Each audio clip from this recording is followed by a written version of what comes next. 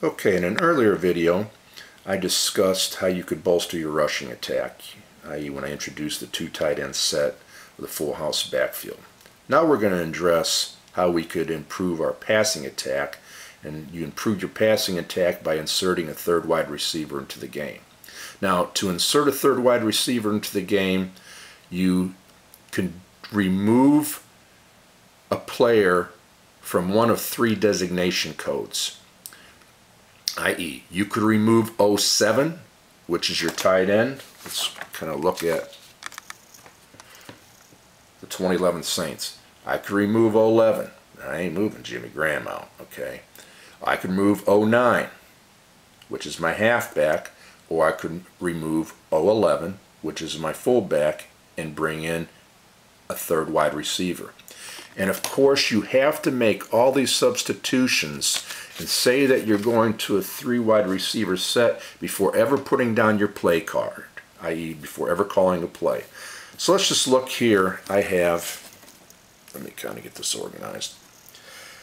This is my pro set. I got Colston at 01, Jimmy Graham at 07, Drew Brees at 08, Mark Ingram at 09, and Jed Collins at 11.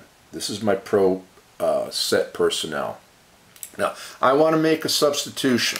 I'm going to remove Ingram from the game, remove Collins from the game. That's what I would tell my opponent.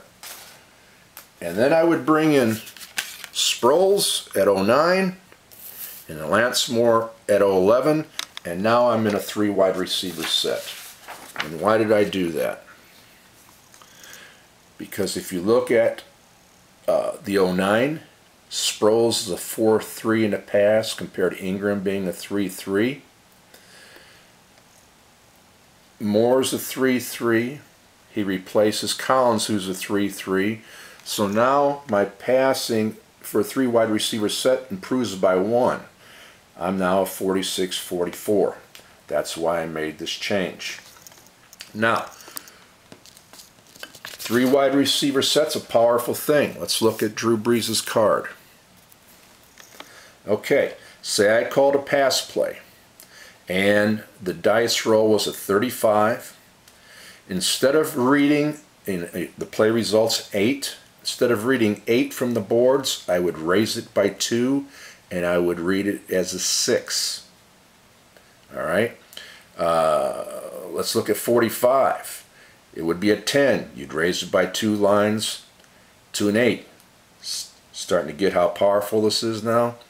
Now, if I rolled 11, a 3, if it's a 3, if it's a 1, 2, 3, 13, 21 through 36, there's no line changes. You use it. It's like if I wrote 11, 3 would stay the same. If I wrote a great 66, 2 would stay the same. If I rolled this half fumble number, 63, no line change. Okay, it stayed the same.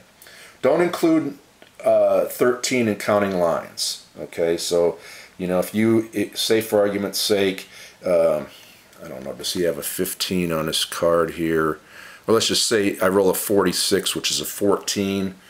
You know, I would count it not 13 and 12. I would count it.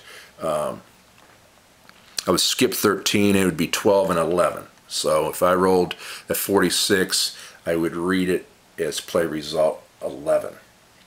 Okay. Now with this goes for all passes except for screen passes. Screen pass, there is absolutely no line change at all.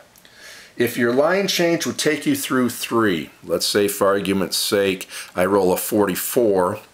Now that moves it to a 3. That's as high as you can't go any higher. You have to stop at 3.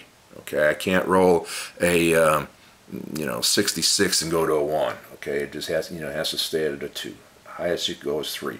Now let's say I called a run play.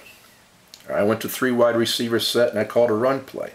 Well, let's say I'm trying to be tricky and I said run play to Sproles. Well, and I rolled a 36. That's a play result 17. I would now read it 2 lines below the card number. So that 17 would turn to play result 19. Okay. If it was 11, 12, 13, 14, or 30 through 36, there'd be no line change. You just use it as is, okay?